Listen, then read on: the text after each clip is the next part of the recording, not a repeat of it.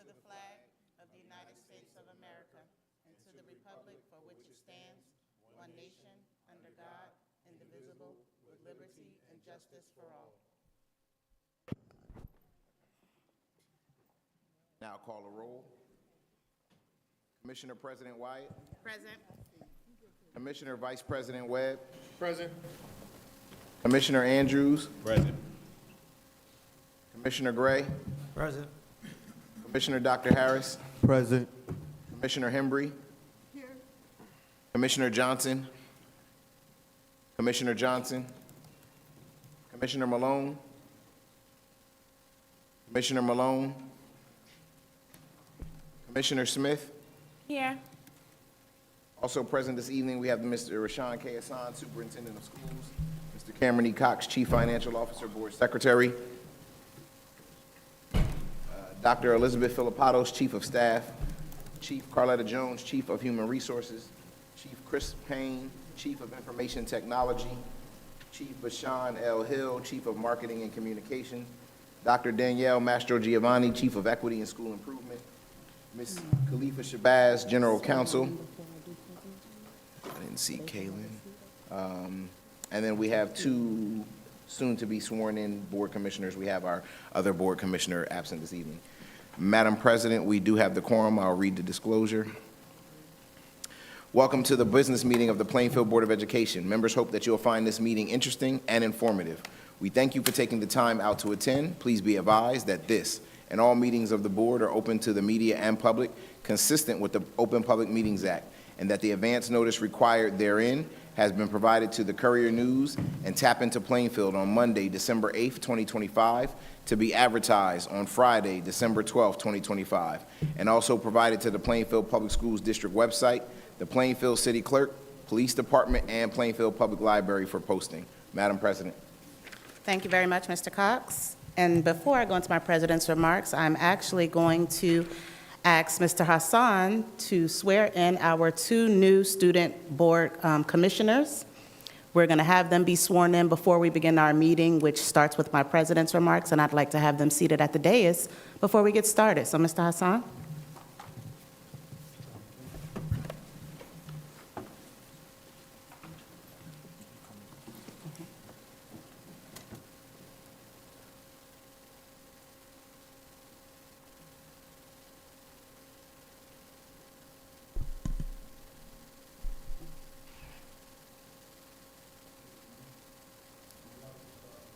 Isis Grover.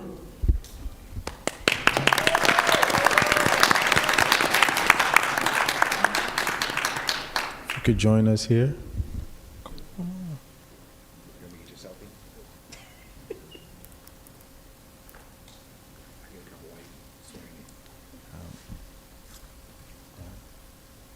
So, Isis, we want to congratulate you on being elected and selected to serve as a student commissioner representing Plainfield Public Schools for the 25-26 school year. Your role is going to help drive impact for your student peers, and we ask that you, again, show up every day and bring your heart to this work. Understand that in this space, your voice matters just as much as anyone else's does. So if you could, please repeat after me the following oath. I, Isis Grover, do solemnly swear or affirm that I will support the student code of conduct of the Plainfield Public Schools and that I will bear true faith and allegiance to the same while expressing the collective voices of the students I help to represent while advocating in this role to the best of my ability.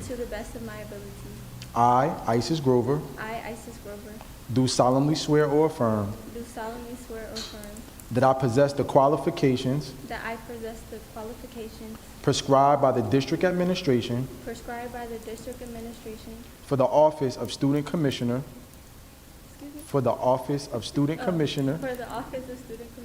of the Plainfield Board of Education. And that I will faithfully, impartially, and justly and justly perform all the duties perform all the duties of that office of that office according according to the best of my ability. to the best of my ability.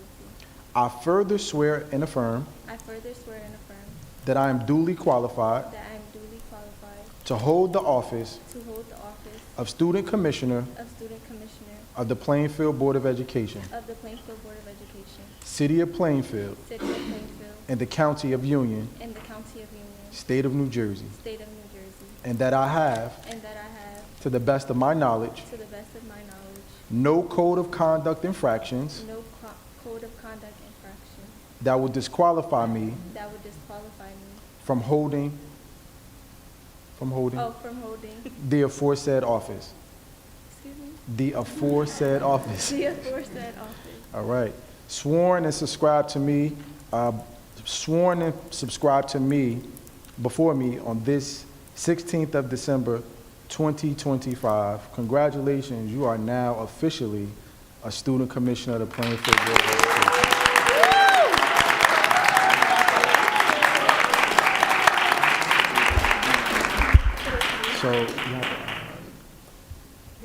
So we do have your oath here for you. We're going to sign this. This remains in the records for the district, right? Okay. So you are forever cemented into the halls of history of Plainfield Public Schools as a student commissioner, but you will also receive a more decorative version of this that you will be able to, we'll place it inside of the frame for you, and you get to take that one home with your family, and you could do whatever you want to do on the gram, Snapchat, whatever you need, all right? Thank you. You are very welcome.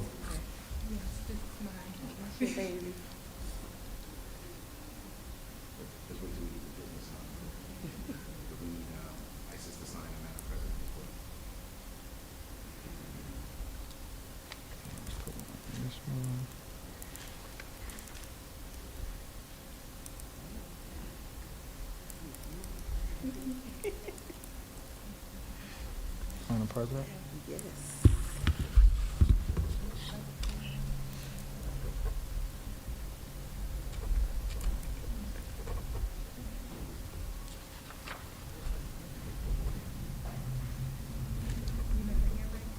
Yeah.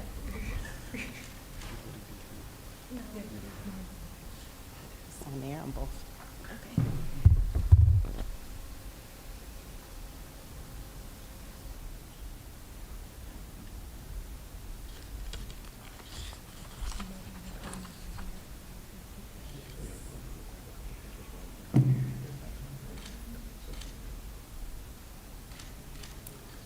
Actually, after we frame it, we'll call it take photos Okay.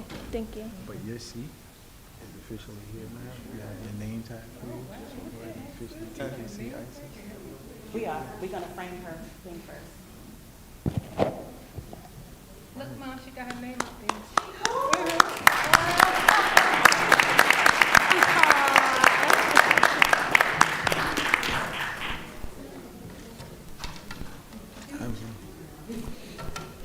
All right.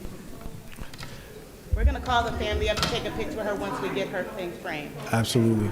And next we have Heaven Frazier. Is Heaven here? Kevin's not here. Heaven's not here? Okay. All right. So we will hold on to Heaven and we'll swear her in at the next, Reorg. or the reorg meeting. All right. So at this time, once Mr. Hill places the certificate, start coming up. yep, we can take photos. So that you guys can take photos with her? Only if she wants you to, you have to. Najee, come on. Yeah. Anybody who came out to support as a part of the family, extended family, come on up. Support her, you guys can come on up. Yeah. We'll get the district one sent to you. Okay. Thank you. Come this way.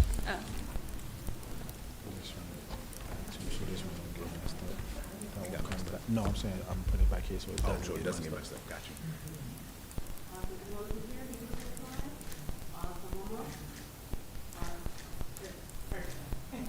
Can we have one with the Take a board? picture with Yeah. her. And also, if we could get one with Dr. Smith's knee, Yes. principal.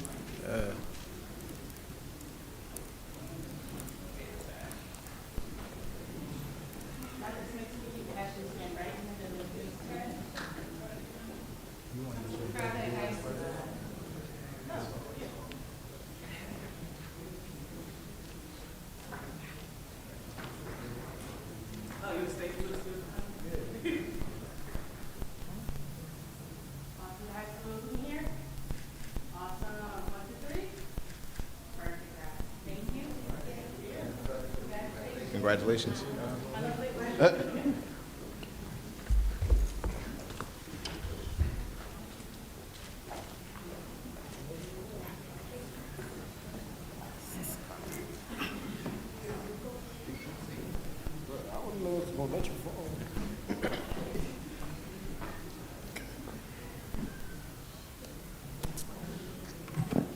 Okay, good evening again, and welcome ISIS to the dais. We're excited to have you here. Good evening, everyone. Welcome to our December business meeting. This is our final meeting of the year.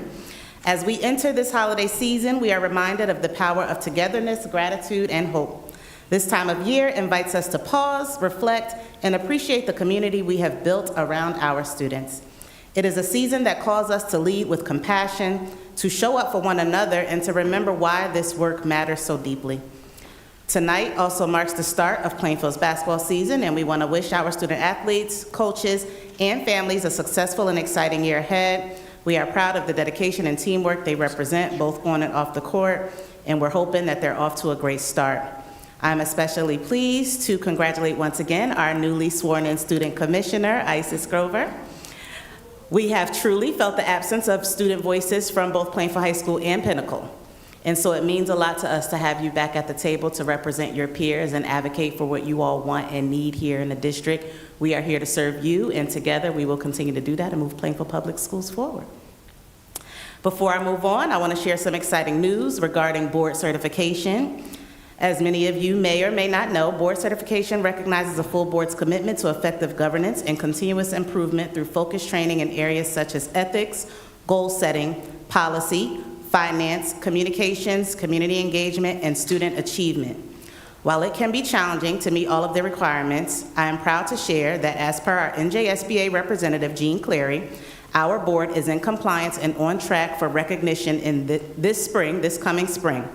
This accomplishment reflects our compliance, our intentional focus on effective board governance, and the hard work we've all put in, and our dedication to continuous growth for the benefit of our students and community. And so I want to thank our board for your hard work, your dedication. As I stated, it has been challenging to make sure that we're all here and all on one accord, but we've gotten the training that we need to be considered a board whose focus is very intentional on our work and effective governance, and we will be recognized for board certification with this board, this sitting board as it stands right now in the spring of 2026. So clap for yourself, because that is very exciting. I don't remember any other board that has done that, but I could be mistaken. I'm only about 18 years old, so I haven't been around that long. So what I can remember might not be true, but it's an accomplishment that I'm very, very proud of. At each meeting, I share a month in review video to highlight the incredible work happening across our district, and it is always a reminder of the joy, growth, and excellence taking place in our classrooms and a celebration of our students and our staff who make everything happening in Plainfield Public Schools possible. But as I close and before the video is played, I'm honored to extend privilege of the floor to Catherine Balch, who is here this evening. I ask that she come share and present her end of the year report on lunchbooks. This program has made a meaningful impact on our students, sparking excitement, nurturing a love of reading, and creating moments of connection that truly, truly matter. I'm inspired by the stories that she shared with me and by the joy that our students show, and look forward to how we can continue to support and grow in this important work together. I also look forward on being able to read with our students come this Thursday over at Stillman School. So, Ms. Balch, if I'll have you at the mic.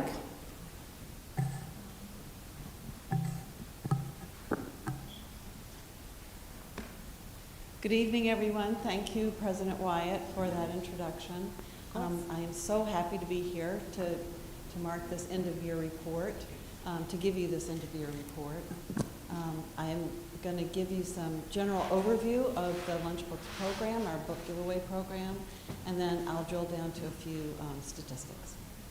So we at Lunchbooks, we envision schools filled with students eager to read and talk about books. The Lunchbooks program is on a mission to help public school students develop an appetite for reading books. To reach our goal in this literacy effort, we do 4 things, basically. We partner with other organizations like you the Plainfield Public School District, as well as with the Plainfield Public Library, the Dupree Art Center, and Angels for Action. We solicit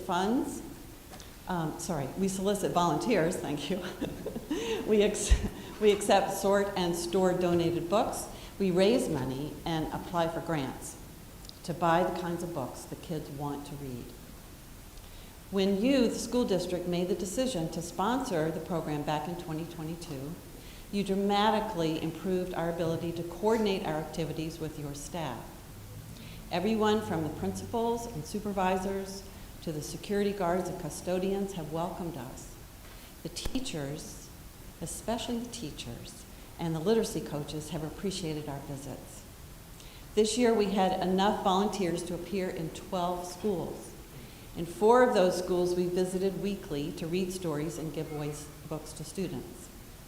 We have given away more than this year in 2025, we have given away more than 8,000 books.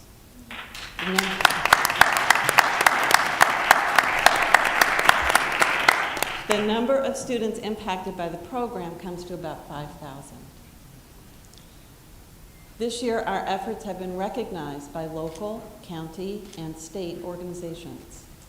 We received the Plainfield Education Association Friend of Education Award and the 2nd Street Youth Center Volunteer of the Year Award. The Rotary Club of Union County invited us to speak about our efforts combating declining literacy rates. And the Union Diamond Circle Club of retired teachers asked me to outline our origins and operations. At the 2nd Street Youth Center Gala, Assemblywoman Linda Carter presented us with a joint legislative resolution that states in part that we have established a model worthy of emulation. This is the resolution. I was surprised. I didn't know it. So it says a lot more than that, but that's the one I wanted to point out. Because I wanted to point out that part of the statement, because this model is worthy of emulation. Other school districts would be really proud of having a program like this. And they can take the name. I mean, I'm not trademarking the name. This is all free. This is public school stuff. So they can take the name. They can make up another name for a program just like it. But the model is giving books to students that they want to read. So next year, in 2026, my hope is that more parents, more retired teachers, more business people, more residents of every background will join us in giving kids stories they want to read. With more volunteers and more books, we could, among other things, we could read weekly to more classes and more schools.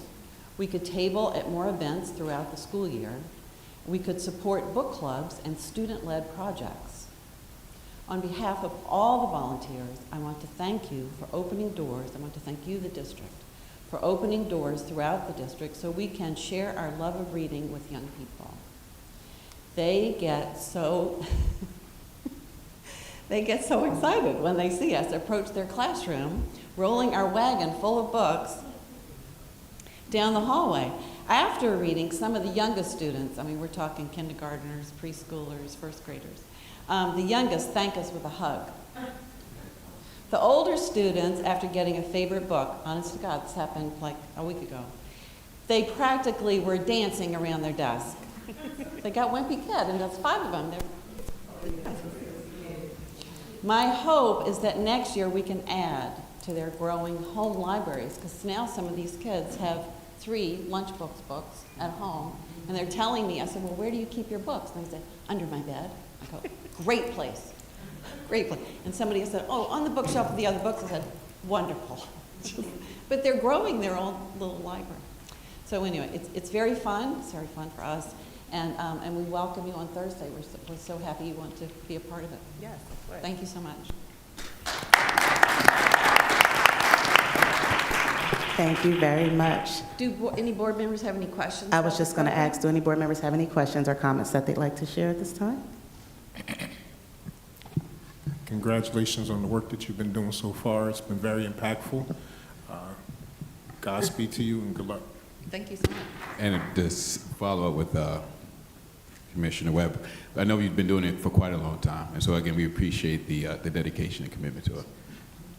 My pleasure. I think when school boards and communities come together, magical things could take place. I agree. So thank you. Thank you. Thank you for your partnership. All right, so Nick, now you can cue up the month in review highlight video before I finalize my remarks for the evening. Thank you.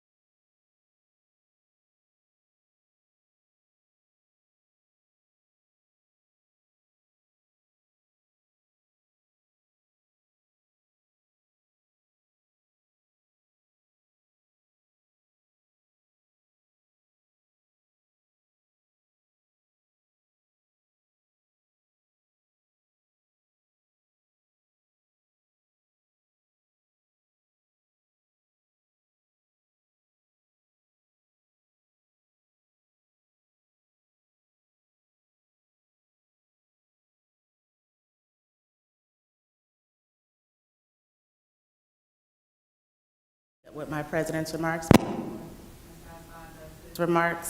and I just wanted to say that tonight is the last official meeting for Commissioner Smith and Commissioner Gray, and I wanted to thank you all, thank you both, for your leadership, your service, and your commitment to our students, the staff, and the entire district. Where did Commissioner She Smith just got to move to the restroom. I will thank her again when she comes. But this might be your last and final meeting of the year, but our work is not finished.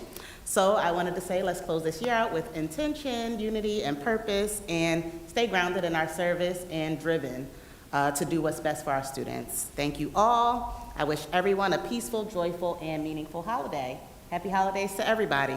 Again, when Commissioner Smith comes back, I will say a few words to her when I get the chance. But Mr. Hassan, you may proceed. The floor is yours. Thank you, Madam President. I too want to echo your sentiments in thanking Commissioner Gray and Commissioner Smith for their service and dedication to the Plainfield Board of Education and the Plainfield community during their terms as commissioners. You missed the last part of my president's remarks. I was thanking you and Commissioner Gray for your dedication and your commitment and the impact that you guys have had Thank you. on our students. Thank you for your service. All right, I'll say it again at reorg.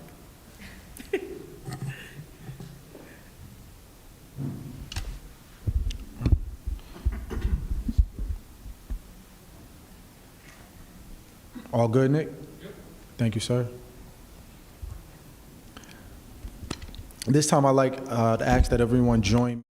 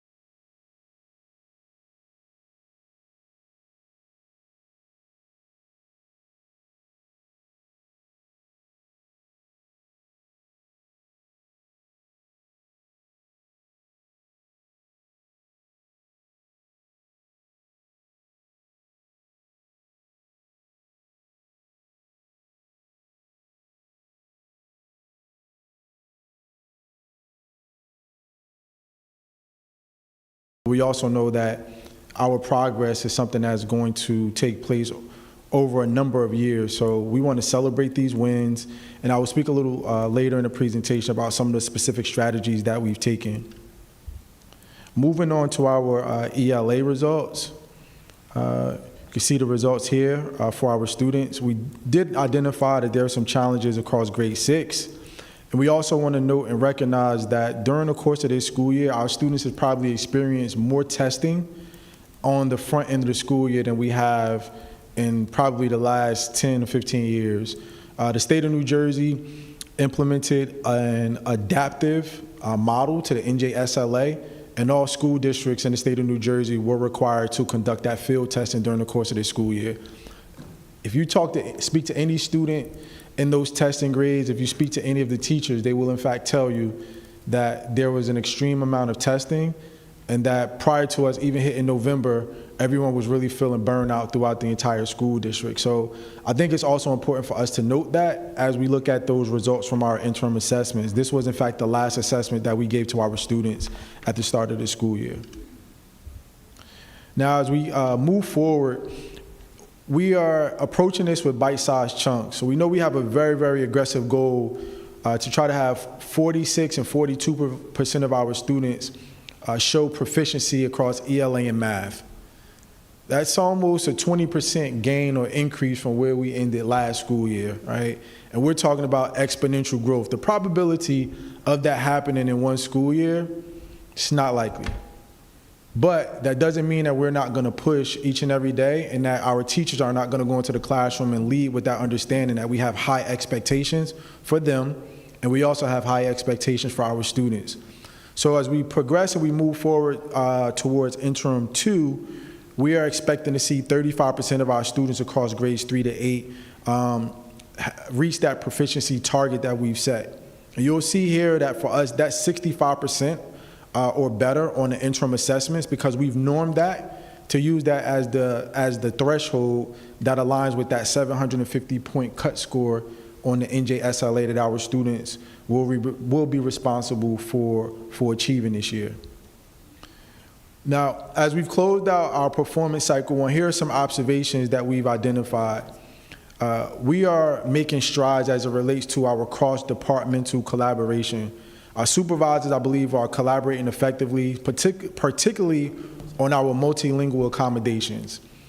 This school year, we rolled out an approved model from the Department of Education that allows us to provide bilingual resource support in the form of a push-in model across our elementary schools.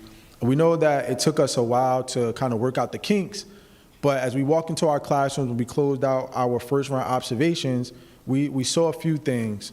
We see the lesson planning, sharing taking place across our organization. We've hit that switch inside of our student information system where we house our lesson plans. But we're also seeing our bilingual resource teachers push into the classroom and provide meaningful and intentional support. So if I'm a teacher and I'm in that math class and I have a bilingual resource teacher pushing in during my period, we know across our elementary schools, 95% of our classrooms have 25 students or less. But that means that during that math period, I'm able to probably split my classroom in half. One teacher may be focusing on supporting 12 students, and the other may have 13. Those are targeted supports and interventions that we'll continue to provide to our students. As we think about our academic gains, we are in fact seeing real academic gains despite some of the challenges. We don't believe that our students can't learn and that they can't accomplish great things. We expect all of our students to be able to come into our classrooms and excel. But we also know that there are some things we have to tighten up on in order to allow our students to take more ownership of their educational experience. And for us, that means leaning more towards our gradual release. As we closed out our first round observations, one observation that was very glaring to myself, members of my cabinet, and other administrators is that we still have some teachers that are kind of holding on to that learning experience for the students. Meaning, if you walk into the classroom, you're seeing more lecturing from the teachers as opposed to student-led discussion and dialogue in the classroom. We will realize our greatest gains when we take a step back, right? Get rid of our fears as the educators and allow our students to take control of that educational experience. But it also means that we have to provide targeted professional development for our educators so that they, in fact, know how to do that in the classroom.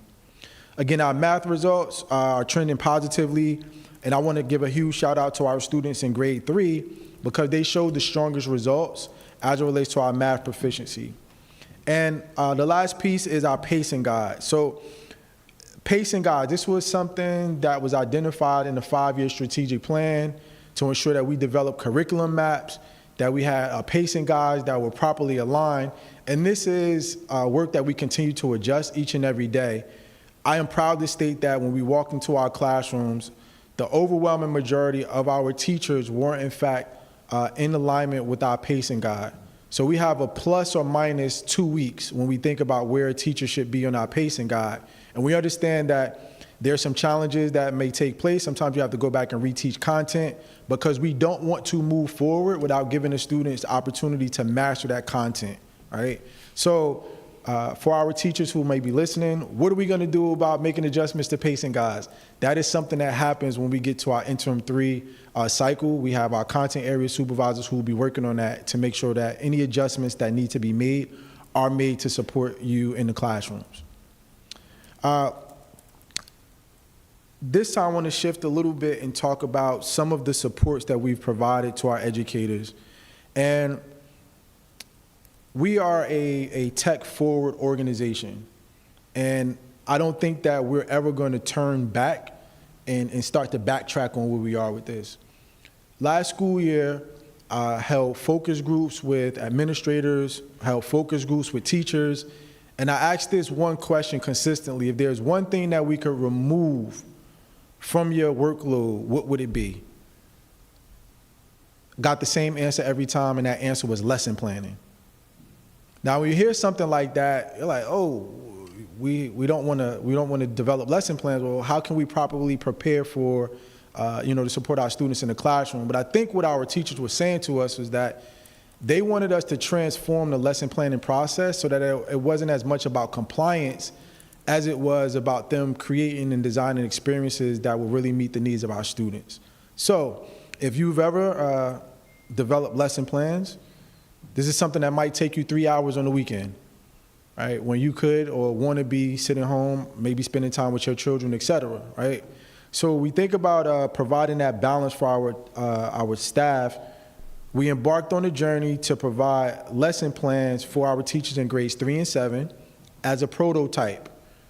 If you're a teacher in grades 3 to 7 in our school district, you have pre-designed lesson plans that have already been created for you. You just have to go in, make sure that you complete your intellectual planning and prep protocols and execute that lesson plan.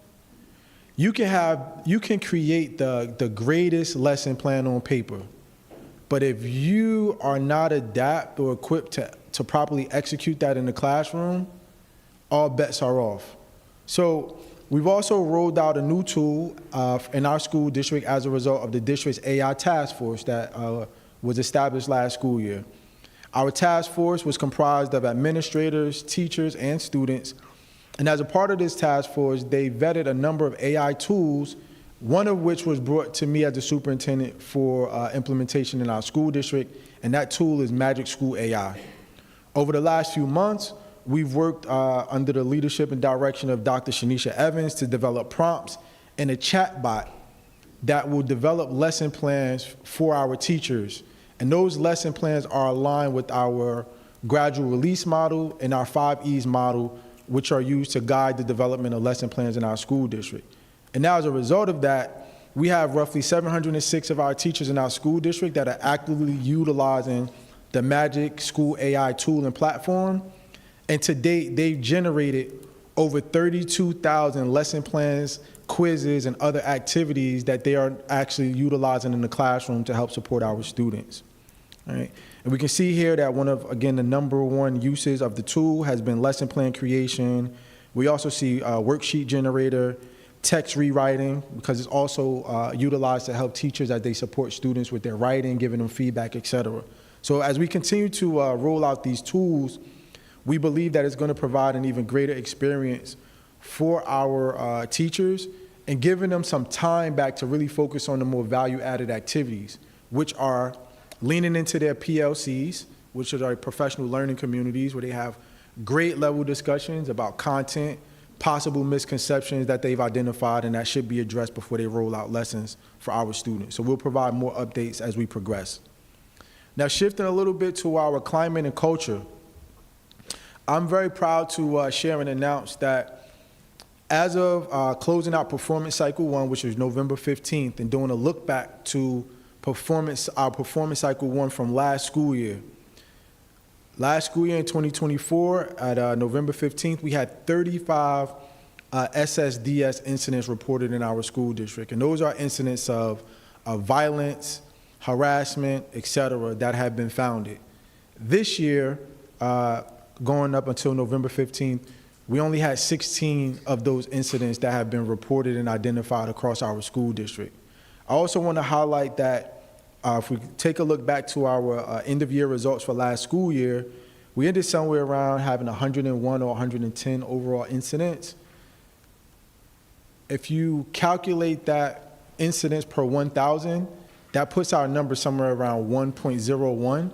Those are some of the best results in the nation as it relates to incidents of violence, harassment, et cetera, that could take place in the school district. So contrary to what may be said out in the ether sometimes about our school district is not a place of violence. It is a place where students can come to learn and come to thrive. I'm not saying that we don't have challenges and there isn't conflict, but it is not what I think people try to portray Plainfield Public Schools to be sometimes. The data does not lie. Moving on to our attendance numbers, This is a snapshot of the dashboard that we've created. Again, tying this back to the strategic plan, one of the initiatives was for us to go out and create data dashboards. And this has taken us some time to actually get to this point. We've worked with a number of outside vendors and organizations who promised us the world, that they can come in and create these dashboards for us. Some of them had enormous price tags in the six-figure range, but we've been able to build and develop this platform that we continue to build out each and every day, and we've done this internally with the talented individuals who are right here in Plainfield Public Schools. So a huge shout out to Mr. Ryan Sears, Ms. Eureka Abada, and the rest of those team members for building this dashboard. So you'll notice on the top right-hand corner, our average daily attendance for performance cycle 1 was 94.21%. However, during the early parts of this school year, we have a significant number of students who've been chronically absent. So as we continue to chip away at that, every school district does have a corrective action plan to help address chronic absenteeism, but there's also this overarching issue that I don't think is being discussed on the state or federal level, particularly for communities like ours. What is happening to our population of families who are afraid to send their children to school because of the ICE, mass deportations, et cetera? We know that we have a very transient population here in the city of Plainfield, and we do need some relief from the Department of Education, I think here in New Jersey, to help us identify more ways to engage with our students. As a superintendent of schools, I do not have the authority to offer a student virtual instruction if their parents believe that it is harmful for them to send their children to school or to transport their children to school in fear of them being deported. So if there's something I could ask the board for support or collaboration in terms of advocacy, it would be around that particular item.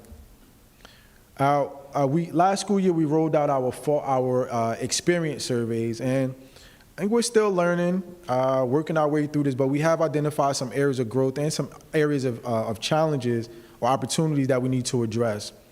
So for our fall 2025 survey, we have 5,130 students participate, 1,060 parents, and almost 1,200 employees participate in the survey. And here's what they've stated to us. One area of measurement has been our Net Promoter Score. And the Net Promoter Score has a very a unique calculation, if you will. This calculation takes all survey responses that are 9s and 10s, which are considered promoters, and it subtracts from it any survey responses that were rated as a 0 or 6, detractors, and the passives, the 7 or 8s, they don't count. So that means that every score that we receive in here, we're looking for our team members to give us a 9 or a 10. If it's not a 9 or a 10, it's not considered to be great service that we're providing as it relates to that question that they may be answering or responding to. So with that, looking at our fall comparison, we saw a decline of roughly 6.8% as it relates to employees and how they've responded to this particular question. How likely are you to recommend this district as a good place to work? Now, when I look at these results, I say to myself as a superintendent, we have a lot of work to do, but we also take a very hard look at our retention rates. And over the last 3 school years, we've consistently maintained staff retention rates of 95% or higher. So I still kind of beg or ask that question, how does this really correlate to the overall experience if we're able to still maintain such a high percentage of our staff members in our school district? And we'll have more focus groups and do outreach to our team members to really get to the crux of this. When asking this question to employees, how likely are you to recommend your immediate work environment as a good place to work? We see that we've actually seen an increase of roughly 2.71%.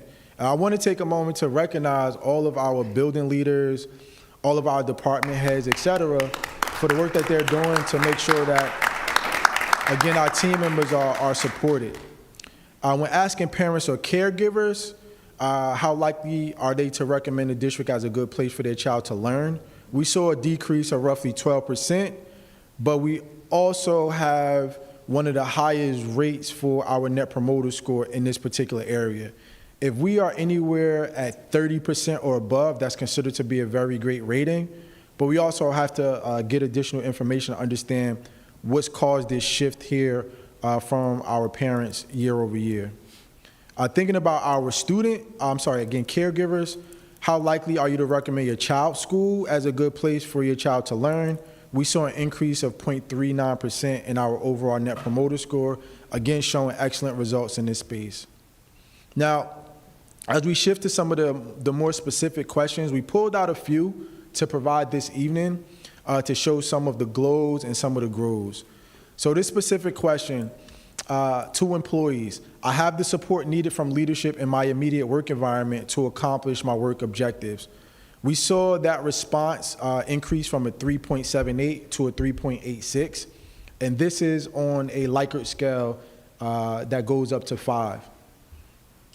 When asked this question, parents responded to the following question: I am treated with respect at this school.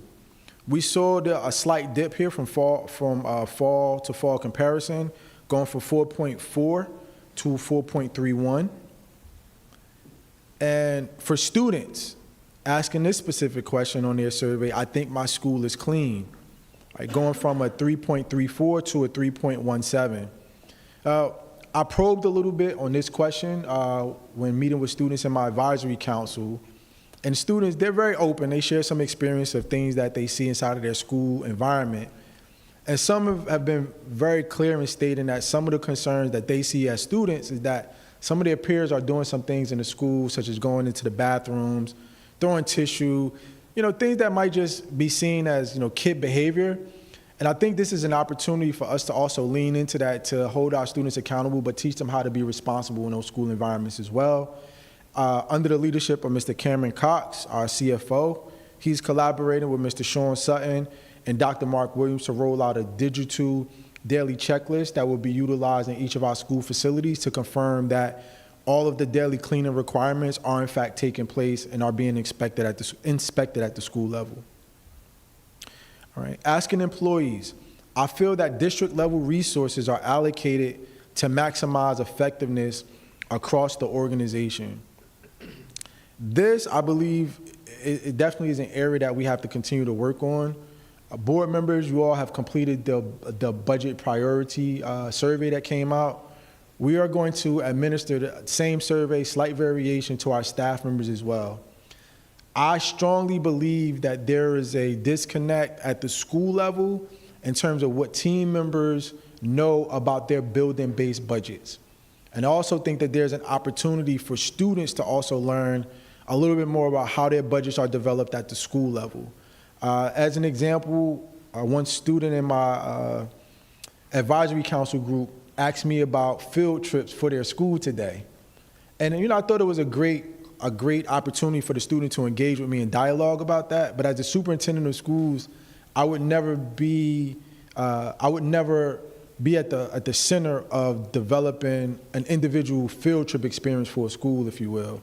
But the student, they didn't know that, right? They thought that the funds to make those field trips possible are funds that are sitting here at the central office, but they're already baked into the school-based budgets. So I think there's, again, opportunities for us to delve a little deeper in that, and as we go through this budget process, making that even clearer to our staff members as it relates to resources that are being allocated at the school level.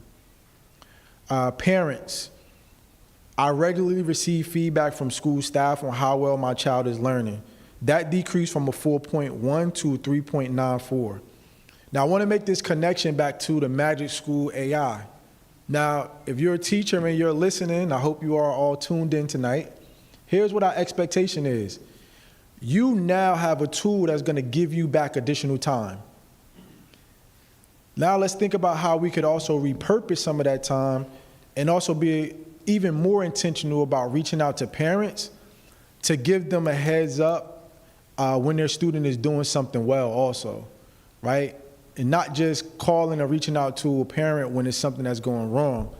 Usually, if you're a student and you're doing well, a parent, your child is progressing well, I think it's safe to say that the overwhelming majority of parents probably don't get that feedback until they show up for parent-teacher conferences, right, which only happens at a certain point in the school year. So we will work and develop some professional development activities to help our teachers identify more opportunities to provide that positive feedback to parents, because they definitely want to know how well their students are doing, and not just when we have parent-teacher conferences. Students have responded. I feel students are nice or show respect to each other at my school. So we've seen that number decrease from 3.19 to 3.04. However, we haven't seen increases in the number of HIB cases that have been reported to us at the district level. So that is something that we want to, again, address. Our next step for the overall rollout for our surveys, we've pushed this out to staff at the division department level. We have a professional development that's taking place this Thursday at our administrators retreat. Our team from student education will come in. They will be on site to help principals and other team members identify the protocols to roll out their survey results to their school communities, and to identify their top 2 items, strategies that they will implement to help move these results forward as we prepare for our spring survey results. And lastly, I want us to take us through our board budget priorities. Now we'll quickly get through these slides. So last year during our budget development process, it was definitely a process that was unlike any other that I'd experienced since I've been here in the school district. But I like to highlight a point in that process that I think played out very well, which was the fact that during the course of having multiple meetings, we did receive feedback from various stakeholders. That feedback was in fact taken into consideration. Various models, budget projections were brought back to the board for further consideration.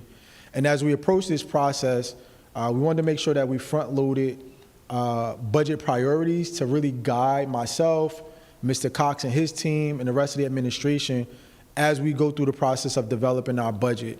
So to date, board members did complete that survey, and the results really highlighted the need for us to be student-centered, data-driven, and to be fiscally sustainable. The board clearly identified that tax increases should only occur when there's transparent communication and they are tied to measurable student outcomes, and that we should prioritize reallocating existing resources before making cuts or even proposing any type of new tax increases. So our investment focus, based on the survey, should really focus on instructional quality, student wellness and career readiness, authentic learning opportunities. Some specifics that were mentioned in the survey results include standard-based grading and experiential learning opportunities for students, followed by a balance and consistency across our organization as it relates to initiatives that we're rolling out. The board also clearly articulated the need for transparency and greater trust, right? Clear financial reporting and verified data, and accessible charts and participatory budgeting practices. And the last piece was providing workforce stability, making strategic investments in educator recruitment, retention, and support, especially in high-need areas. Here are the actual results from the survey, specifically from the download. And you can see here on this chart that when asked to identify strategic budget priorities, the overwhelming majority of board members responded that academic proficiency, including ELA, math, interventions, curriculum, and instructional quality, has to be at the forefront of our budget development process, followed by graduation and secondary success. And that really ties to our 4Es model, the work that we're doing to expand CTE options and dual enrollment options for our students, and making AP courses more accessible. And that was followed by culture and climate initiatives such as attendance, behavior supports, SEL, and safe and secure schools for our organization. We further asked the board to identify priorities across a few functional areas. And as you can see on this chart, those areas that have more blue, those were rated more favorably or higher as it relates to it being a higher priority or a very high priority in the eyes of the board. And you can see we have early literacy and math interventions, support for multilingual learners and bilingual and dual language programs, supports and investments across college, career, and CTE pathways, social emotional learning, school climate safety, and student conduct. And, just tying the loop on this early literacy and the math interventions, while this is a priority, I personally see this as being a little twofold. While we can provide the additional supports for the interventions, it's also important to make sure that we are investing appropriately in the professional development for our staff, to make sure that they are, in fact, developing that deep learning in these content areas that they are overseeing on behalf of our students. And we made investments 2 years ago. We have 17 intervention teacher assistants across the district. So there's roughly one that is situated or located at each one of our schools. And they are there to provide literacy support and interventions for all of our students in grades K to 5 as it relates to ELA. Again, asking our board members to advise, well, how do you envision us or want us to protect the budget if we have any constrained scenarios? There's still some uncertainties right now. There's a committee at the state level that's working on revamping the school funding formula. So we don't know what our revenue or state aid is going to look like for Plainfield Public Schools at this point in time. We've been told to keep our fingers crossed and that we will probably receive information on the later side, meaning sometime in in March. So that means that once we provide the proposed budgets to the board, they'll still be in really a draft form until we really get that final notice from the state. But the board has made it very clear that they want to see and ensure that we are protecting classroom instruction in our core academic programs.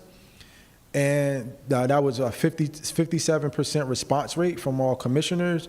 And then that was spread out amongst the other 3 areas of multilingual learners, specialized student supports, staff compensation and benefits, and facilities and essential operations for maintenance, transportation, and utilities.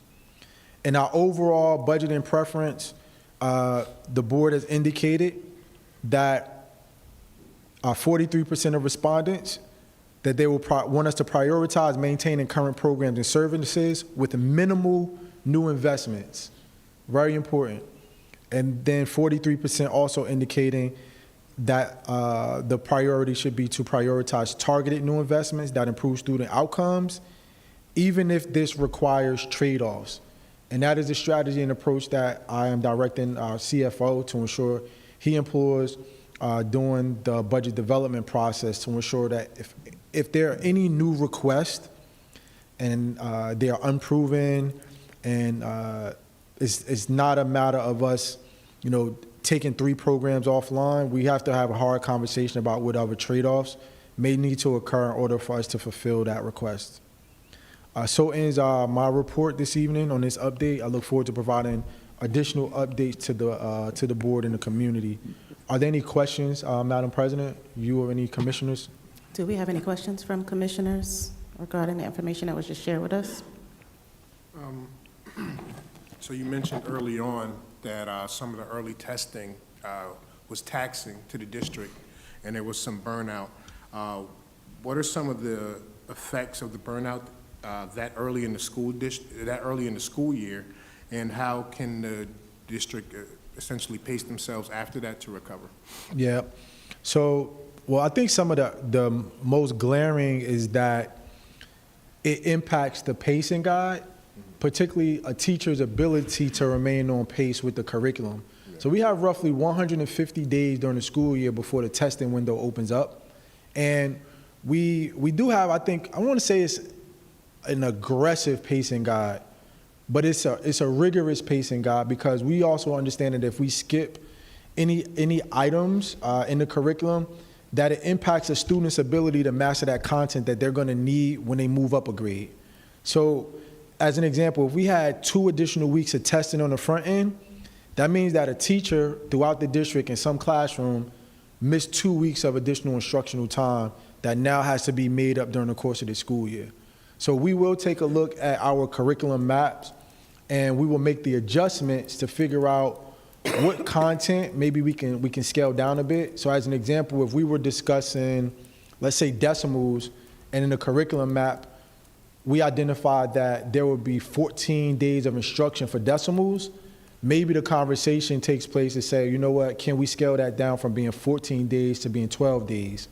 And we think about fractions, can we pull a day here from that area as well? So those are ongoing conversations that would take place. As it relates to the students, I think there's also a level of anxiety that comes along with the various testing. You know, the testing is one data point for a student.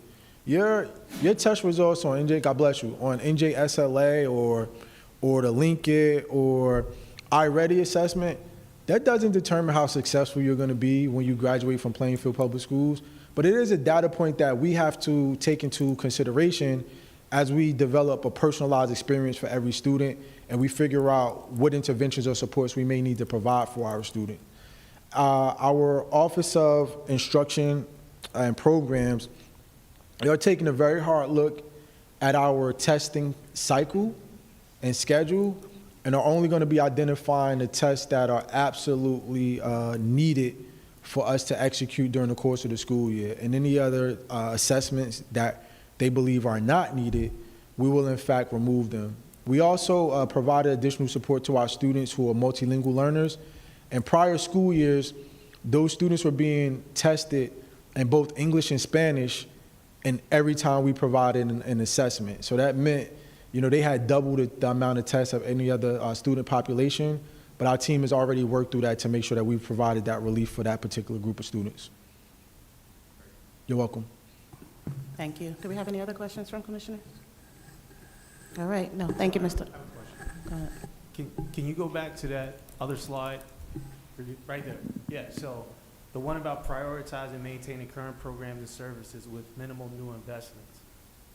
So I understand that the budget is a zero-sum game, meaning that you have, you know, whatever money you're coming in from the state.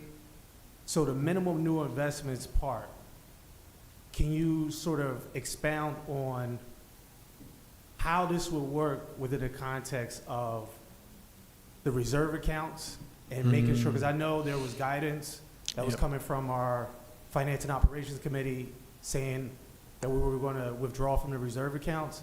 Don't think that's prudent. I think definitely for any new investments or the continuing investments that we have, there should be bonding related to that and not come in, for it to not come from the budget, right? The budget is specifically for student achievement. So I'm just trying to figure out with the minimal new investments part, how is that going to be achieved? It's a great question. Thank you for raising it. I think there are a number of strategies and approaches that we should be taking or even considering as we go through the budget development process.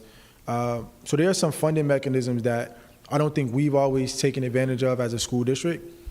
When you think about maybe making investments in equipment, there are lease purchase agreements that are available for school districts to take advantage of, which means if we were buying, let's say, a new rooftop unit to help upgrade air conditioning or heating, that might be $1 million price tag if you buy it up front, or maybe $500,000. But through a lease purchase agreement, that's something that can be paid out over the course of 5 years, paying $100,000 each year. So those are some strategies that can be taken. As we think of our capital investments that we've been making throughout the organization, we've executed the vast majority of those capital projects, and they're coming to an end. So you think about the swimming pool project, which has been going on for at least 2 school years at this point. That is at the last leg, which we'll be closing out in January. Our CTE wing for our audio-visual studio, our culinary arts lab, our new allied health space, those projects are coming to an end. They'll be closed out this school year. And I'm thinking about how can we strategically repurpose the funding that we were allocating to capital projects.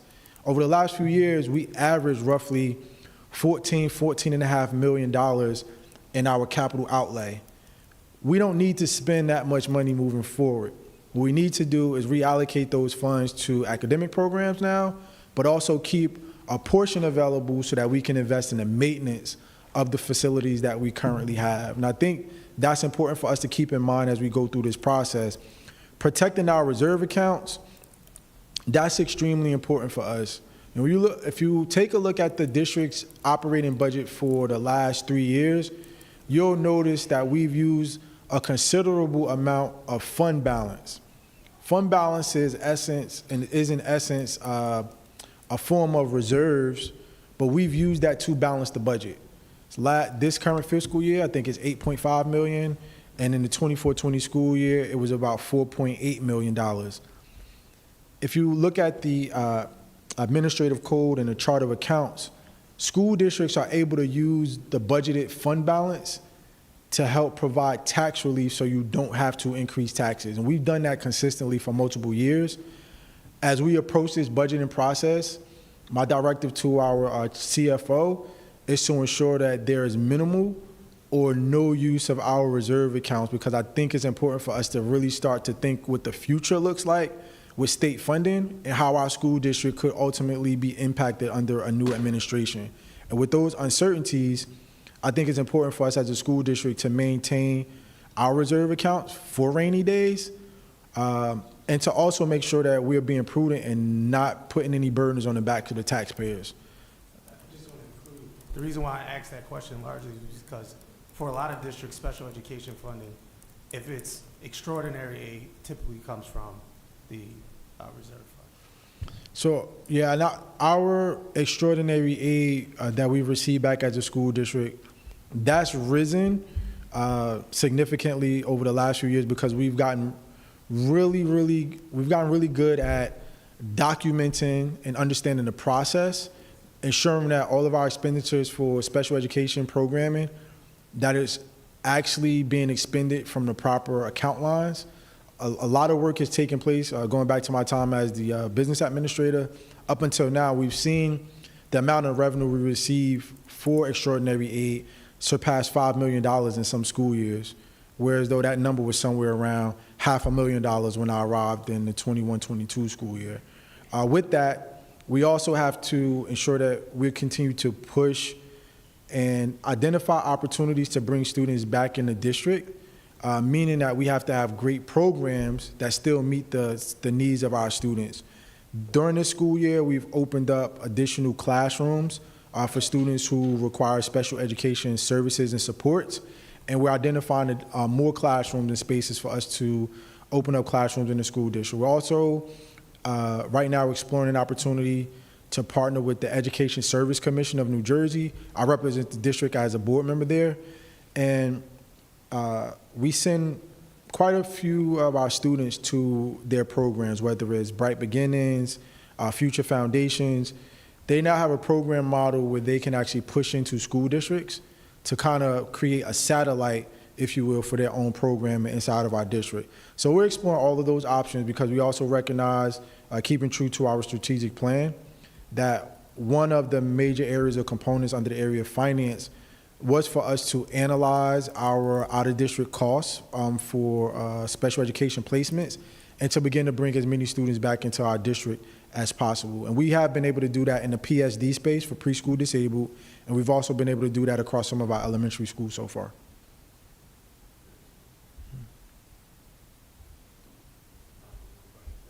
You're welcome. All right, if we don't have any more questions, that'll be all. Thank you, Mr. Hassan. You're welcome.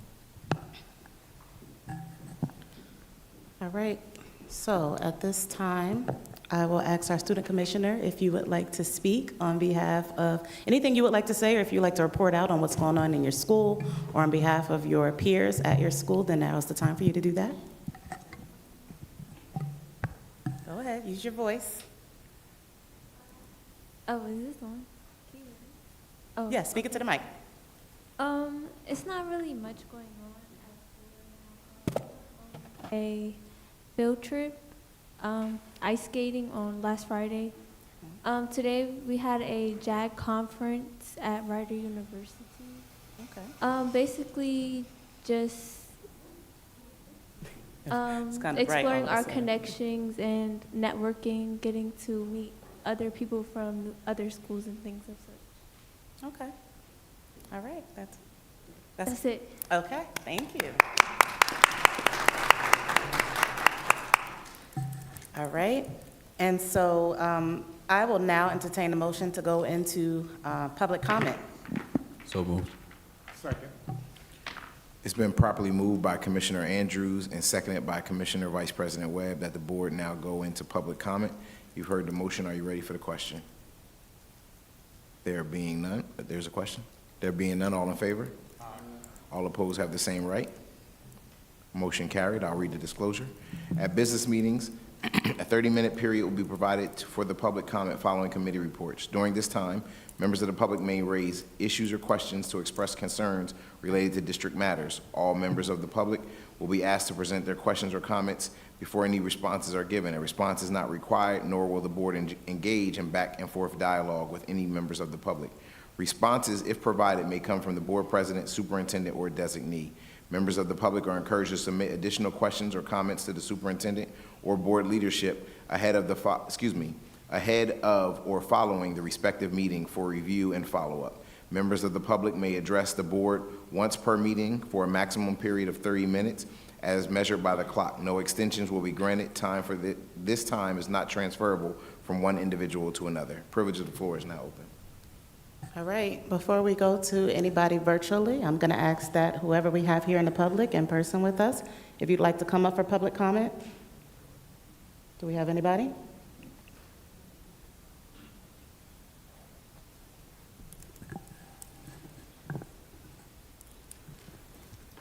Good evening. Good evening.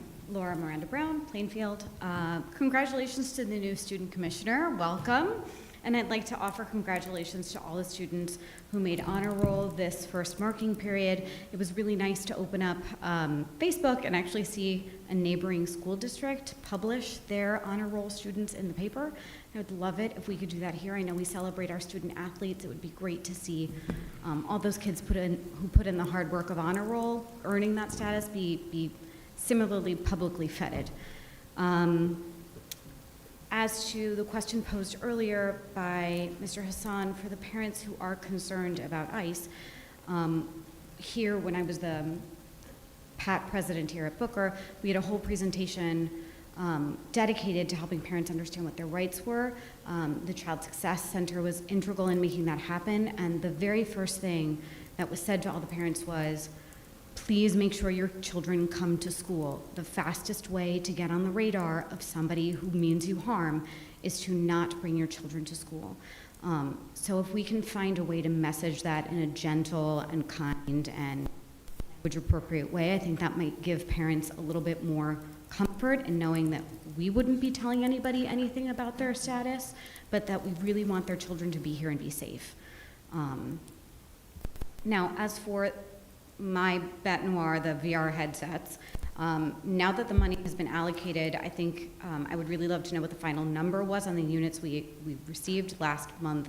It was between 50 and 60 units. Doing little math and looking on apple.com on what's currently available, the units are about $4,000 each for 1 terabyte. I have to assume that we are getting the 1 terabyte version, otherwise it'll be out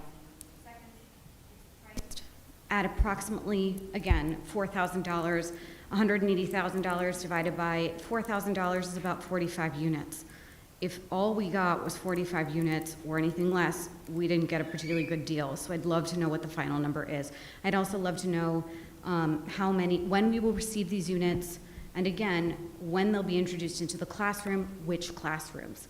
Have those teachers already been instructed that they will be the recipients of these? Have they been given the opportunity to add these to their curriculum? When will the public be introduced into how this new technology will be used? Part and parcel to that is I looked up the district's AI policy, which was passed in February, and I read it today, and it is a little bit weak, right? It doesn't have a lot of teeth to it, just says sort of we have artificial intelligence, we're going to use it in an appropriate way, but doesn't really say anything more about it. But there is a bright spot where the policy states that the district will engage stakeholders, that there will be public meetings and public discussion. I have yet to see those. I'd look forward to knowing, hopefully in the first quarter, since that'll put us halfway through the school year, when the public will be invited to participate in those conversations around artificial intelligence, the use of it in the classroom, the use of it in a grade appropriate way, and how we can help our kids navigate it. It is a complicated topic for even adults to handle. It is one that is going to be more and more relevant to them as they grow older.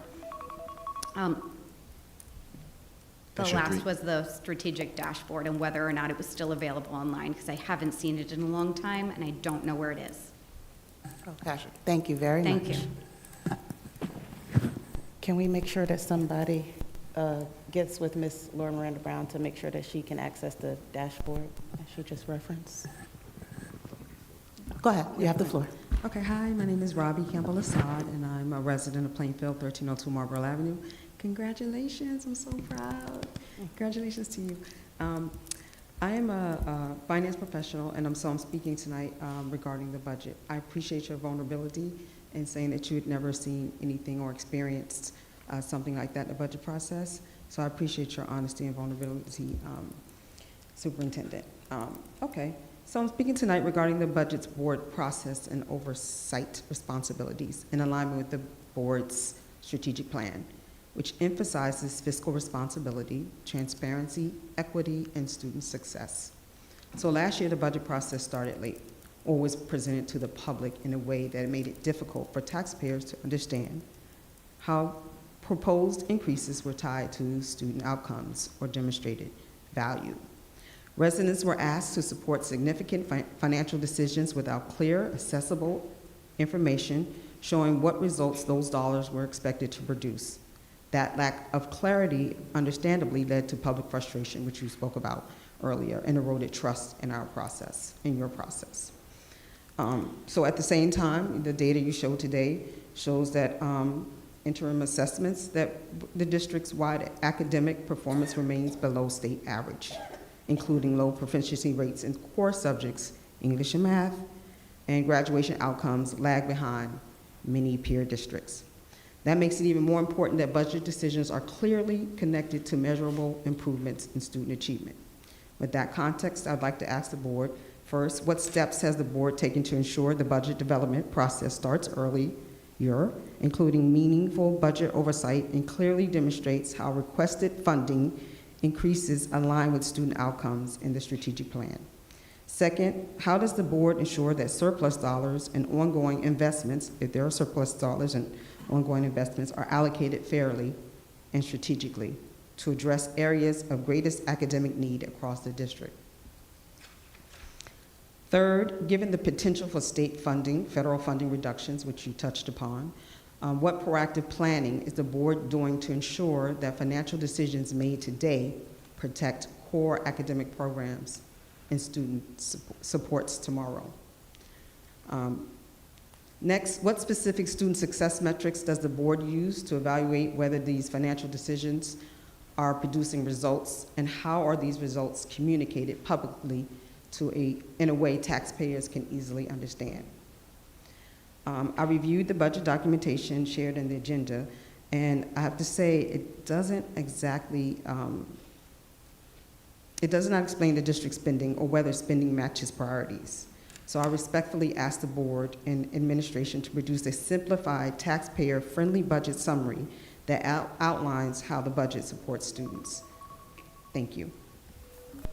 Thank you. I do just want to make a quick comment in relation to the questions that you asked. I'm not going to answer the questions, but I do want to give you an overview that we will have a full budget overview, inclusive of our enhanced budget process, at our January business meeting. So we are preparing to share that information with the public.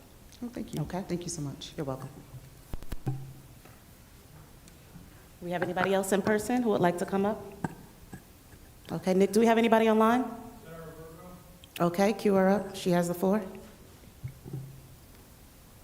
Thank you very much. Thanks, Madam President. Hello, everyone. Good evening. Sarah Virgo. Excuse me? I said good evening. Good evening. Also just wanted to extend my gratitude to Commissioners Smith and Gray for their their involvement in the school board the last 3 years. And I wanted to thank Mr. Hassan for highlighting some of those potential reasons why we've seen some decline with attendance and in proficiencies, and making those correlations to parents who are concerned regarding ICE and the horrible situations happening right now with the immigration debates. I'm actually really encouraged hearing those comments because I think it's absolutely necessary if we're going to educate the whole child and take into account where we can really support and best support our families, that we have those conversations. So I want to thank you for that, Mr. Hassan.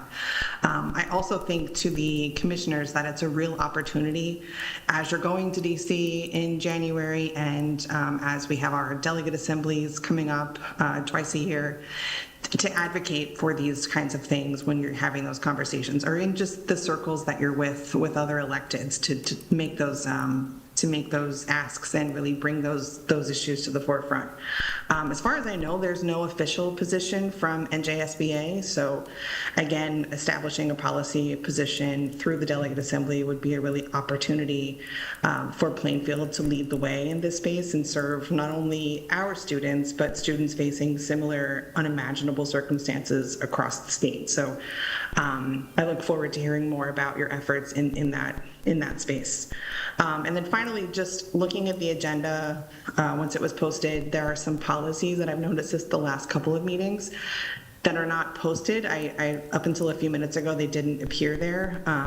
I think just in preparing for public comment and for others to be aware of what policy changes are being suggested, having the policies there and identifying what changes you're all proposing would be really helpful. So just an ask perhaps for the future to have that visible when publishing the agenda.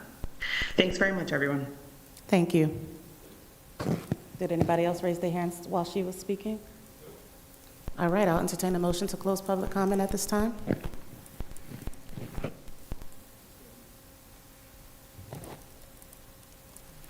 It's been properly moved by Commissioner Andrews and seconded by Commissioner Dr. Harris that the board now close public comment at this time. You've heard the motion. Are you ready for the question? There being none, all in favor? Aye. All opposed have the same right. Motion carried. Okay, I will now entertain a motion to go into executive session. So moved. Second. It's been properly moved by Commissioner Smith and seconded by Commissioner Andrews that the board now adjourn into executive session. You've heard the motion. Are you ready for the question? There being none, all in favor? Aye. All opposed have the same right. Motion carried. Thank you. I anticipate we will be in executive session for, at minimum, an hour, possibly an hour and a half.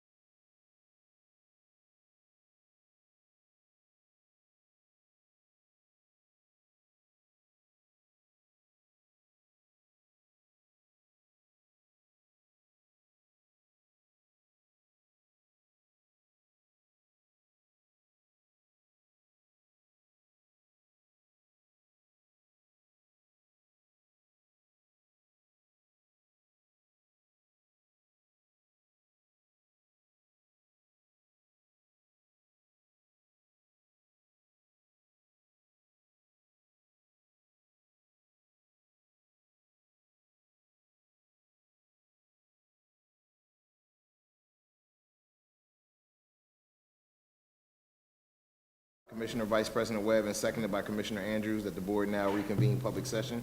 You heard this motion. Are you ready for the question? There being none, all in favor? Aye. All opposed have the same right? Motion carried. Motion for consent agenda. 1 second there, Mr. Andrews. I think we have some administrative items that need to be handled. Slow down.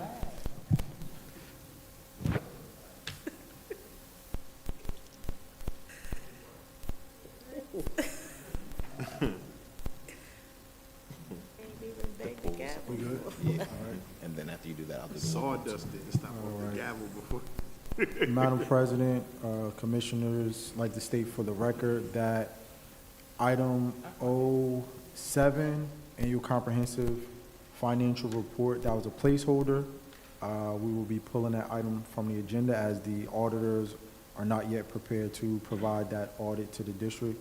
We expect that presentation to be made to the board at our January board meeting. No, they did the extension too.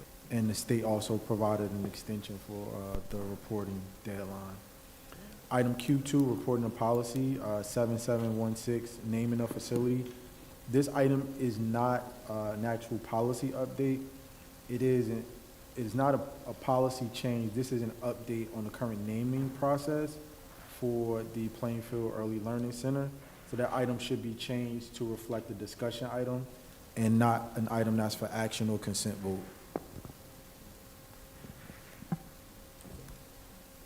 Okay.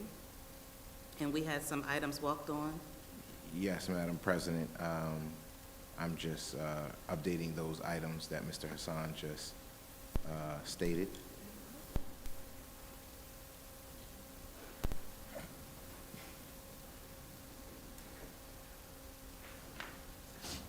All right, that administrative pull for 07 has been completed and noted on the agenda, but it has not been removed. It's just noted as administratively pulled and no action. And then we have 2 walk-on items, Madam President. The first one is the resolution establishing, the resolution establishing the date, time, and place for the annual reorganization meeting as a walk-on item.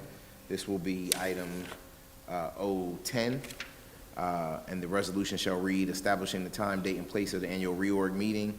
Whereas the Board of Education Plainfield Public School Board is required to hold annual reorganization meeting pursuant to NJSA 18A:10-3, and whereas the board is authorized to establish a date, time, and place for its reorganization meeting by resolution and provide proper public notice in accordance with the Open Public Meetings Act, NJSA 10:4-6 at sequence. Now therefore be it resolved that the Board of Education of Plainfield Public Schools in the County of Union, State of New Jersey as follows. The annual reorganization meeting for the Board of Education of Plainfield Public Schools shall be held on Tuesday, January 6, 2026 at 6:30 p.m. Said meeting shall take place at the Charles and Anna Booker Elementary School at 730 Central Street, Plainfield, New Jersey, 07062. The board secretary / business administrator hereby directed to provide appropriate notice of this meeting in accordance with law, including posting on the district's website and the official meeting notice locations, and to publish notice pursuant to the requirements of the Open Public Meetings Act. And 4, formal action may be taken at said meeting. Be it further resolved that a certified copy of this resolution shall be provided to the superintendent of schools and the board secretary for distribution and posting. Again, that will be item 010. And then the second walk-on agenda item will be resolution authorizing the execution of a settlement agreement with Navigate 360 as a walk-on item. That will be 011. And it reads, whereas the Board of Education, Plainfield Public Schools, has reviewed a proposed settlement agreement with Navigate 360 presented for its consideration, and whereas the board has determined that approval of said settlement agreement in its best interest of the district, now therefore be it resolved that the Plainfield Board of Education of the Plainfield Public Schools hereby approves the settlement agreement with Navigate 360 and authorizes the board president, superintendent of schools, and board secretary / school business administrator to execute the settlement agreement and take all necessary actions necessary, to effectuate its intent. Be it further resolved that the resolution shall take effect immediately. And those items will get moved over. And there's one more item to note. There's a walk-on which classifies as a change under item K9, intramural units for the 2025-26 school year. Under Plainfield High School, number 17, employee Deborah Johnson, science teacher, being formally added to the list to receive 4 intramural units as the advisor for the district's robotics club. What about this one? That's D3. Wasn't it walked on tonight?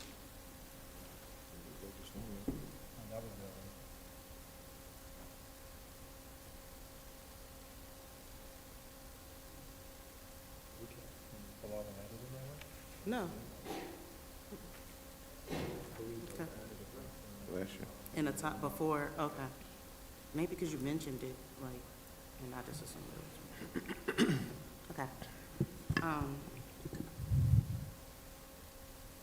All right, so, I'd like to make a motion for a consent so agenda. that we could do discussion. He Second. wasn't ready this time. Second, sorry. It's been properly moved by Commissioner Webb and seconded by Commissioner Andrews. I have a question. Hold on one second. It's been properly moved and second, moved by Commissioner Webb and seconded by Commissioner Andrews, that the board move this agenda as a consent agenda. You heard the motion. Are you ready for the question? Question, Commissioner Gray. Yes, so why was 07 removed? Because it said something about a corrective action plan. I'm just curious as to what that corrective action plan was.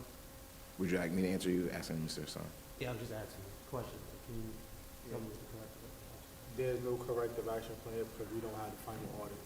So we expected to receive that, for that to be presented to the board here during the December board meeting. The state of New Jersey pushed back the deadline for the audit submissions. And that's for every school district in the state. So our auditors don't have that prepared to present until January. Got it, thanks. You're welcome. I also have a question. D5, it says it's just up for discussion tonight, and I know we spoke briefly about this compact last meeting, and it was suggested that further conversation goes on with this when a new board came in, because they deserve to be a part of this conversation too. But now I see it's back on the agenda for discussion, and we don't seem to be having a discussion tonight, so. Yeah, so the only discussion on this is providing an update with the board. It was requested during last meeting to make sure that I exhausted my efforts to put together a meeting that can take place. We have that tentatively scheduled for January. I did provide that update to board leadership when we had our check-in for the agenda during this week. But outside of that, there's nothing to discuss on the matter. Okay, I just wanted to make sure. Okay. And it's not listed for any action to be taken, so. Just discussion. Any other questions? Can you speak to the merits of maybe what was the investigation maybe by the state, and the reason why they may have rendered a corrective action plan? So right now, I think preliminary, what we have so far in the audit, I don't think there was any repeat findings that were identified. I know the last thing we received, there was some sample sizes for purchase orders. Purchase orders relative to ESSER funding that trickled into how we eventually paid for the unit ventilators 2 years ago at Maxon and Hubbard. Because they appear as local funds, but ultimately came relative from a grant from the feds through ESSER funding, there was some sample sizing that the auditors were still going through. Any other questions? Okay, I just would like Mr. Hassan to speak to this in particular, because we talked about it briefly, and then now we all have it, so speak to it. Yeah, so That is, wait, what number is it? D, it's under. It's under office, yeah, it's item 3. But last week, was contacted via email by Apple and extended an invitation to participate or apply for a national superintendent leadership cohort that's going to take place during the course of the school year from January through the end of the school year, roughly around the June timeframe. This experience is supposed to bring together roughly 20 superintendents and also members of leadership teams throughout the country to discuss, come together for some in-person experiences, also some virtual sessions, to come together and have candid conversations about some challenges that we may be experiencing across the education space, but to also give us opportunities to do site visits to some of the more forward-thinking school districts that have prominent CTE programs throughout the country. So one of those site visits will be to St. Brains. If you've ever done any research, they're one of the top-rated schools in the country as it relates to their CTE pathways and programs. CTE programming continues to be a huge focal point for us, and I think it would be a great opportunity to participate in this experience. I've selected, if I am given the opportunity to participate, Mr. Chris Payne, Chief of Information Technology Officer, and Dr. Shanisha Evans, who is our Supervisor of CTE, to serve as the 2 additional district leaders to participate in this experience. And the details are here, are attached to the resolution, but also in the letter that I provided to the board, seeking the opportunity to participate in this experience. So, I just have a few questions, because the first thing I see is Apple. I know we just, at the last meeting, I was not present in person, but we just approved the purchase of the Apple Vision, and I'm not sure where we are with that at the moment. I know that we requested to, I requested to get an update, so I don't know where you are with that, but we'll get the update regarding that, hopefully.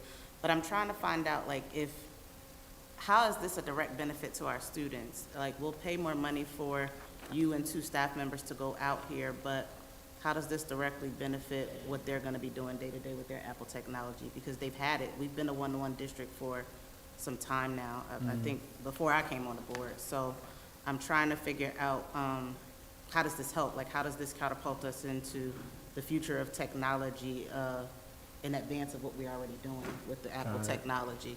I know you've been presenting with Apple, and I know that you've had some experience like presenting with them and with their other technology, learning about it and everything, but this just kind of seems like you're going on these visits with superintendents, and how does that translate to? It translates to professional development for superintendents, which I think is important for me to have, just as it is for every other staff member in the organization.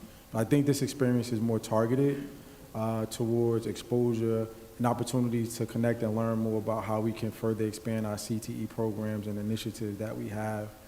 I think that has a direct benefit to our students, and I think it is also helping me sharpen my skill set to meet the demands and the requests of the board to further expand our CTE programs.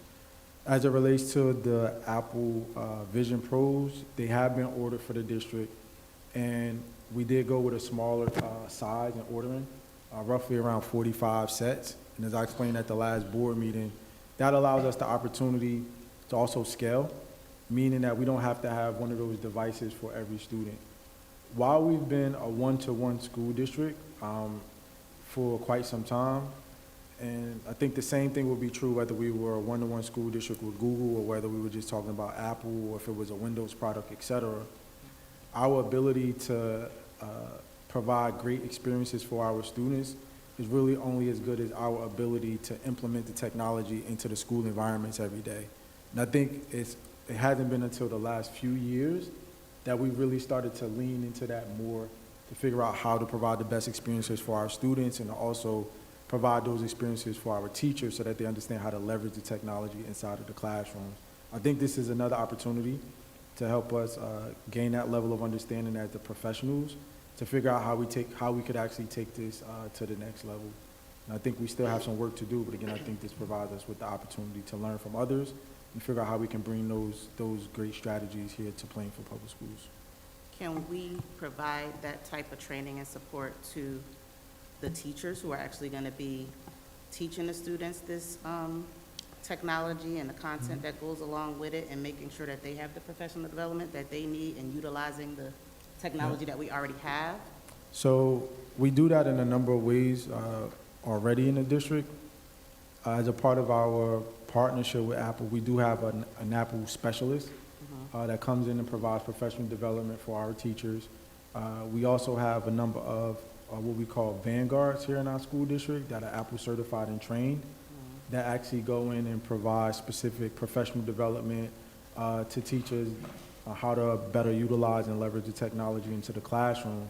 But I think the piece that we also want to learn as leaders of the organization is also the strategies that are being employed by other school districts, right? It's not necessarily always the teacher that sits in the room to identify how to use the iPad in the classroom, but there's usually a conversation somewhere taking place about the strategy, the direction of the organization, what kind of investments need to be made in technology, how do you protect those investments, how do you leverage technology to create different experiences for students when we think about, moving a school district or organization forward. And that's what we hope to get as the leaders participating in this experience. And with that, we will bring that back to the organization so that everyone benefits from it. Do we have any other questions? I have just one more question. L11, after-school enrichment academy. After-school program, I see that majority of the teachers are going to be at high school. Is that program strictly at high school, and so bringing like bus kids from other schools to high school? All right, so this, thank you for the question. This particular program is funded by Title I, and this is a part of the annual school plans extended day programs. So for those schools that you see listed, Plainfield High School is heavy because Plainfield High School is a comprehensive status school, and the funding that they're utilizing to run this program is specifically tied to the school because of that status. But we do have the same programs running in other schools also, such as Barlow is one of the schools that also has the program that's being run as well. They just have a little more funding on the side of PHS. No, because the program would specifically be, this program, because of the funding, has to specifically be for students at Plainfield High School. But we do run we do run our enrichment programs across multiple schools throughout the district. Some schools have school-based youth services. Some schools have 21st century, depending on how the grant was written. But across the board, every school has an enrichment program and activity that's provided for students. And we also have the same programs that we offer for multilingual learners, because that one has to be a little more specific. And that's open to parents as well, because we have to offer the same program to the parents too. You're welcome. Do we have any other questions from commissioners? Go ahead. Motion to move the consent agenda. So those were all questions on the motion. So if there are no further questions on that motion, approval to move has been properly moved again by Commissioner Webb and seconded by Commissioner Andrews to move the agenda as a consent agenda if there are no other questions.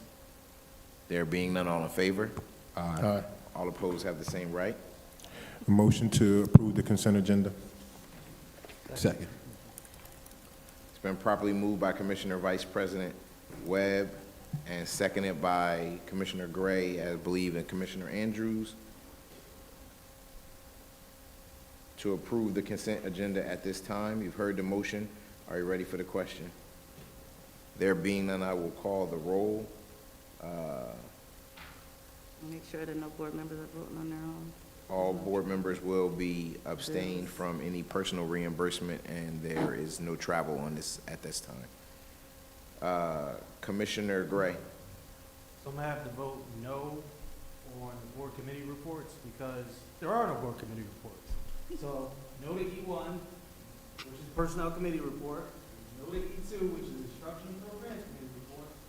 No to 3, which is finance and operations committee report, which the budget calendar was moved up, but we don't have a report.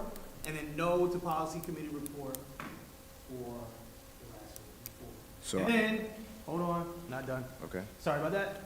And no to D3. No to everything related to bills, transfers, 01, 02, 03, 04, 05, 06. And that's largely because there has not been an audit report done, right? again, this is the budget, this is my daughter relies on this budget, y'all gotta start taking it more serious. So, no to 01, 02, 03, 04, 05, and looking forward to those, budget numbers, whenever you get them. Thank you. So I just want to clarify some things for you, Commissioner Gray, just Yes, so sir. that you're properly aware. The committee reports, we don't vote on them. Those are for discussion and for information. So why are you gonna do? Because they're for discussion and information. So I can vote no to them? So that's why I'm clarifying for you. Those aren't something that you would need to single out as a no vote. Okay. Those items are there for discussion purposes. And in terms of the board secretary report, the payroll certification, journal payroll checks, list of bills, and transfer report, those monthly reports, ultimately a year's worth of those do tie into the budget, to the audit, but though they're not predicated on the state-approved delay in submitting the audit that the auditors are still completing on behalf of the board. Okay, I'm still no. I appreciate it. Okay. So with that, I won't note your no's on the committee reports, which are non-action items. Would you still like me to denote your no's on 01 through 5? Thank you. Noted. Commissioner Andrews? Yes. That's yes for everything, sir? Yes, sir.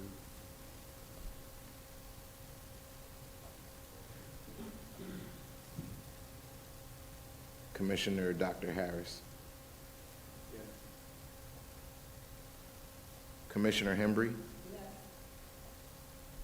Commissioner Johnson? Yes to everything. I have to abstain from 08, where it's labeled Park, Got you. and I'm also abstaining from K11, Clark.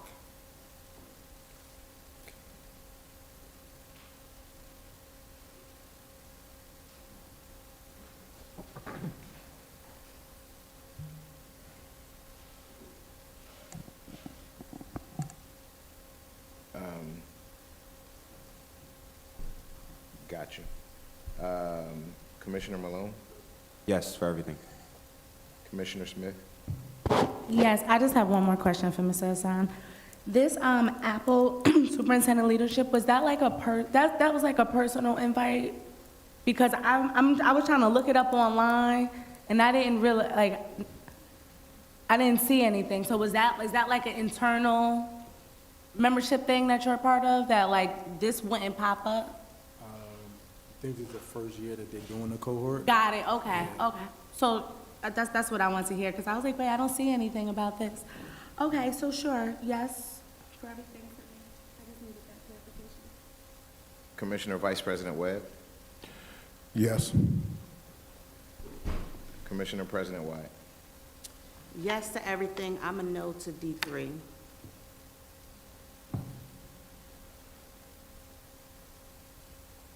That's it.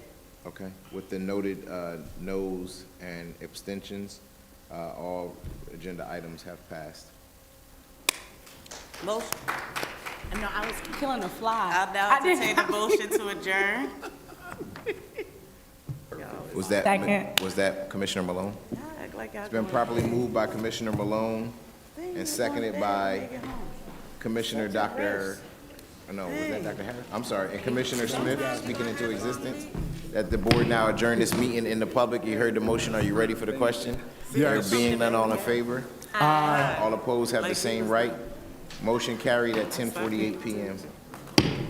Thank you. Recording stopped.